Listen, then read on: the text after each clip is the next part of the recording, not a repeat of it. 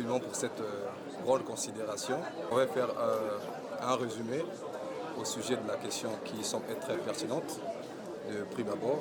Donc, conformément à ce qui a été évoqué par Loin de Dieu, le prophète Jules Gama, de façon simple, la moisson prophétique, c'est se saisir des grandes bénédictions que Dieu a préparées pour nous en fin d'année. Selon qu'il a évoqué le passage de Deutéronome qui parle de ce que Dieu nous bénira au départ et à l'arrivée. Il a donc expliqué qu'en chaque début d'année, c'est une saison prophétique au cours de laquelle Dieu libère certaines mesures de bénédiction. Et en chaque fin d'année également, c'est une saison prophétique au cours de laquelle aussi Dieu libère certaines bénédictions. Donc la moisson prophétique, de façon simple, c'est ce paquet-là que Dieu a réservé à son peuple en chaque fin d'année. Et le mystère caché dans cette moisson prophétique, pour prendre une illustration qu'il évoquait lui-même également des enfants d'Israël, aussi longtemps qu'ils étaient sous l'égide de Pharaon, la destinée prophétique pour laquelle Dieu les avait appelés ne peut pas s'accomplir là, parce que les bénédictions de Dieu sont liées à sa maison. Quand on fait partie d'une maison quelconque qui n'a rien à voir avec la maison définie par Dieu, on est régi par les lois, régi par les principes qui sont donc en adéquation, en lien avec cette maison-là. Et aussi longtemps qu'on est dans cette maison, on ne peut pas avoir accès à notre destinée prophétique en Dieu, avoir accès à ce que Dieu nous a réservé. Donc les enfants d'Israël, eux, pendant plus de 4 siècles, sont restés en Égypte, ils ne pouvaient pas être bénis là. Pendant que le Seigneur s'est révélé à Moïse, il était question que Moïse les sorte de là, après qu'il ait reçu un mandat du Seigneur. Et c'est donc en ce moment-là que Dieu voulait que ce peuple-là sorte avec toutes ses bénédictions pour aller donc conquérir sa destinée prophétique. Donc le mystère dans cette moisson prophétique, c'est qu'il faut comprendre qu'aussi longtemps qu'on ne fait pas partie de la maison de Dieu, on ne peut pas avoir accès à cette moisson, on peut avoir accès à ce grand paquet de bénédictions que Dieu nous a réservé. Et on ne peut pas aussi, d'une manière ou d'une autre, jouir de la protection divine, jouir de sa présence. Il a aussi évoqué le point d'Abraham pour essayer un peu d'être plus explicite. Aussi, longtemps qu'Abraham était dans la maison de son père, il n'avait pas droit aux bénédictions de Dieu, il n'avait pas droit à l'élévation divine, à la protection divine. Et Dieu aurait pu le bénir dans cette maison, parce que la maison qu'il a évoquée, il explique que c'est un système. C'est un système spirituel. Donc aussi longtemps qu'Abraham devrait rester dans ce système de son père était magicien. Selon le livre de Josué qu'il a évoqué également, son père servait d'autres dieux. Donc aussi longtemps qu'Abraham devrait rester là, il ne devrait pas avoir accès à ces bénédictions, à ces grâces, à cette protection divine. Dieu pour l'élever, le faire entrer dans sa destinée prophétique. Selon l'enseignement qu'on a reçu, Dieu l'a d'abord donné une nouvelle identité, avant de sortir de là. Et cette identité a donné accès à la protection divine, à la présence de Dieu, à la gloire de Dieu et aux bénédictions de Dieu. Donc le mystère derrière tout ça, c'est sortir du système dans lequel on se trouve, qui sont les traditions, de la magie, et adhérer à la maison de Dieu et être régi par ses principes. Voilà. Je suis le pasteur L'Homme Chrysostome de la communauté La Sainte Église, La Voix du Ciel. Oui, merci beaucoup pour la parole. Ce qui m'a beaucoup marqué, les détails sur les types de maisons. Puisque aujourd'hui, bon nombre de personnes, que ce soit les chrétiens, les païens, beaucoup de personnes, leur vie est liée suite au type des maisons. Et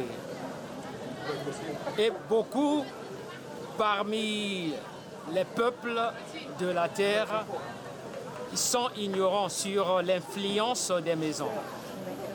Et en bref, l'homme de Dieu vient de mettre la lumière pour ceux qui étaient sensibles, ceux qui l'esprit était en éveil, tels que moi ont compris, j'ai compris l'influence que les maisons exercent sur la vie de plusieurs.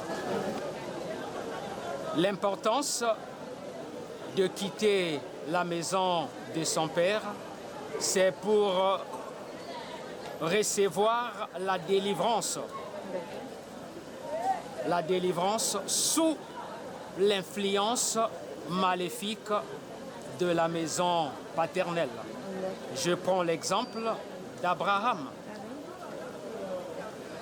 Ce n'était pas une influence physique, mais c'était une influence spirituelle qui avait la même mise sur la vie d'Abraham. Tant qu'Abraham ne devait pas quitter, bien qu'il avait l'appel de Dieu, mais il n'allait pas vivre les bénédictions de Dieu. La moisson prophétique, pour nous, c'était le mot très capital pour nous, surtout les enfants de Dieu. Et même aussi le païen doit comprendre cela.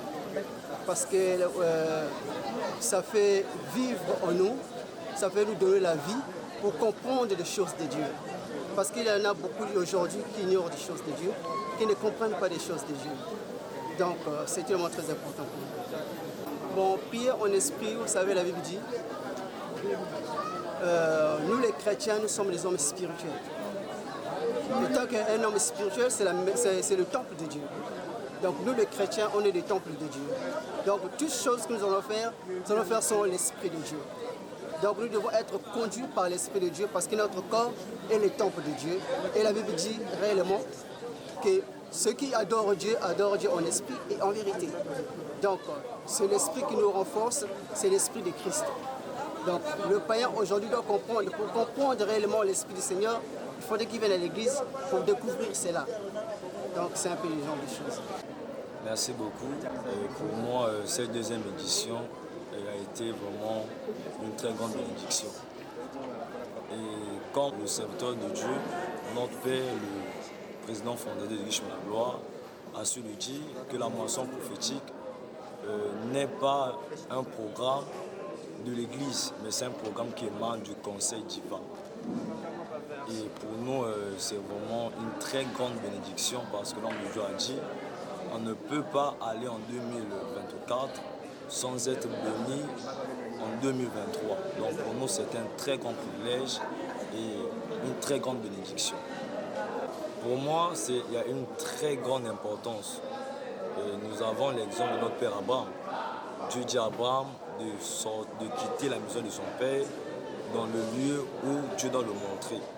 Donc, je peux dire que servir Dieu tout en demeurant dans la maison familiale ne nous en profite pas.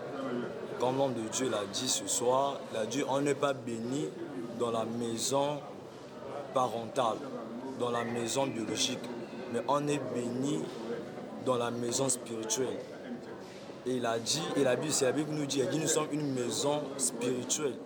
Donc on ne peut pas être béni dans la maison biologique.